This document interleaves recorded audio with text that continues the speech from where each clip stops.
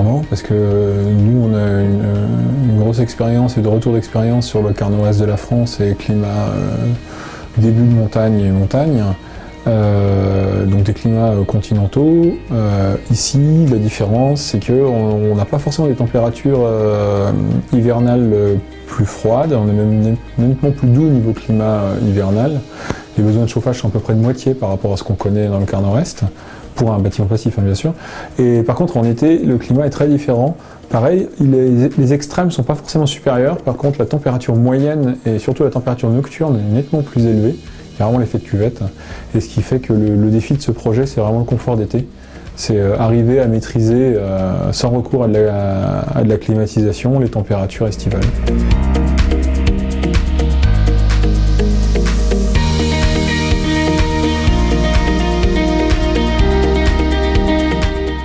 Moi, j'ai commencé à travailler avec les architectes et même l'ingénieur structure dès le début du concours. Avant même qu'on ait les premiers traits sur une feuille, il y a eu des discussions pour analyser le programme, analyser les contraintes urbanistiques qui sont fortes, parce qu'on est dans un nouveau quartier qui est très dense.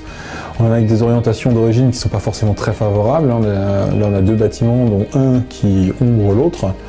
Voilà, tout ceci étant figé, on a dû intégrer toutes ces contraintes pour optimiser la conception volumétrique, les percements, les protections solaires, vraiment concevoir toute l'enveloppe du bâtiment. Donc c'est un travail dès le début, dès le premier coup de crayon, il y a une vision thermique et énergétique des choses.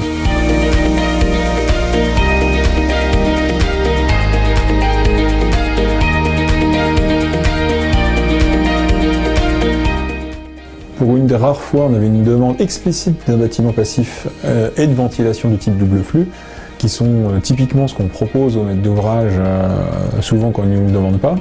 Donc on était très heureux de pouvoir y répondre. Donc on est vraiment sur un bâtiment passif tel que, je ne vais pas dire tel qu'on se l'imagine, mais typique, avec une enveloppe très homogène, une très bonne étanchéité à l'air, du triple vitrage, une ventilation double flux collective, et une fusion entre le chauffage et la ventilation, c'est-à-dire qu'on assure le chauffage au travers de l'air de ventilation, ce qui est un système qui fait que dans les logements, on n'a pas de technique.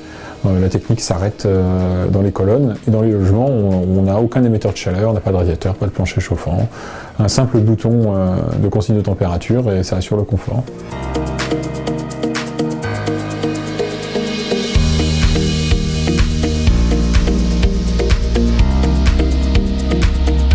Nous, on a proposé de suivre la labellisation passive, donc du Passive House d'origine allemande, juste pour reconnaître le caractère passif du bâtiment, parce qu'on entend beaucoup parler de bâtiments passifs, mais finalement, il n'y en a pas tant que ça qui le sont, et il n'y en a pas tant que ça qui sont labellisés. Donc pour nous, c'est naturel de labelliser, la plupart de nos opérations passives sont labellisées.